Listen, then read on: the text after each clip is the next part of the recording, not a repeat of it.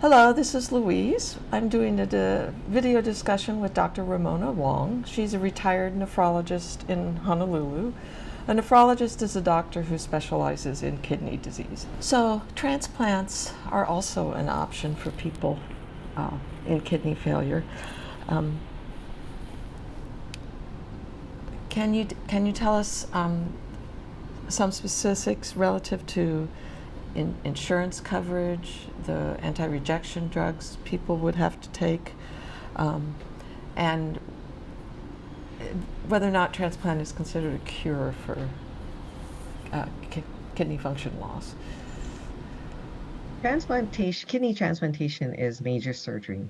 So it's not available for anyone who wants it. You have to be medically healthy enough to survive the surgery, to be cleared, uh, to be a good enough risk to have the surgery done to you. Because we're also it's not just you undergoing some risk. We're risking the viability or the longevity of this kidney, this organ that is precious, well, and being donated.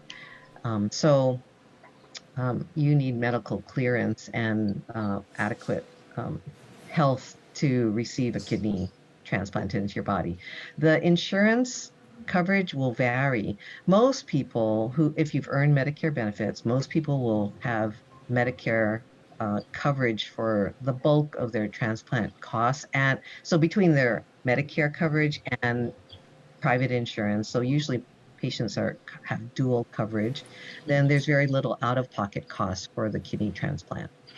However, um, not everybody has Medicare benefits, and not everybody qualifies for continued Medicare benefits. Even if you have a kidney transplant and it's covered, you have dual coverage, and the cost of the surgery and the medications are largely covered with very little out-of-pocket costs. If you're younger than 65 and you have a working kidney transplant for 3 years, then you lose your Medicare benefit because you receive Medicare coverage because of kidney failure. After 3 years of a working kidney transplant, you technically don't have you're not Right. no longer are in kidney failure state.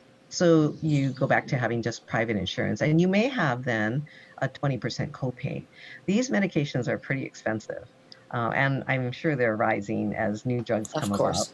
Yeah. So it's sometimes, gosh, I hate to say the ballpark because it depends on which drugs, but sometimes, $30,000 a year kind of is not uncommon. Oh, And so you might have to bear 20% of that cost out of pocket if you only have single coverage.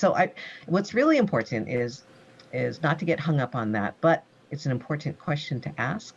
All kidney transplant programs have financial advisors and counselors, so they look very carefully at your insurance coverage, and they should be able to tell you specifically what it might be out of pocket now, I mean, for the surgery as well as down the road. Okay, so kidney transplantation, um, if it's working well, will provide adequate kidney function for life.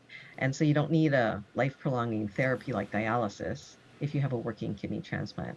But kidney transplants are not guaranteed to last for the rest of for your natural life expectancy.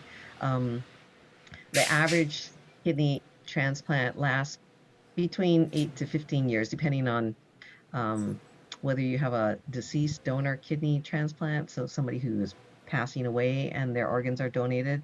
That's more of the 8 to 10 year average um, lifespan of that kind of kidney, versus a living donor kidney transplant that somebody who's live and donating one of their kidneys to you, those kidneys tend to last on average around 15 years. So it's not forever, but that said, there are some kidney transplants that last more than 40 years, whether it's wow. deceased or living donated, but others who don't even last a year. So again, there's kind of an average, but the whole spectrum. So it's not considered a cure, but it's most like natural to have if everything goes well. But there are risks to kidney transplant as well.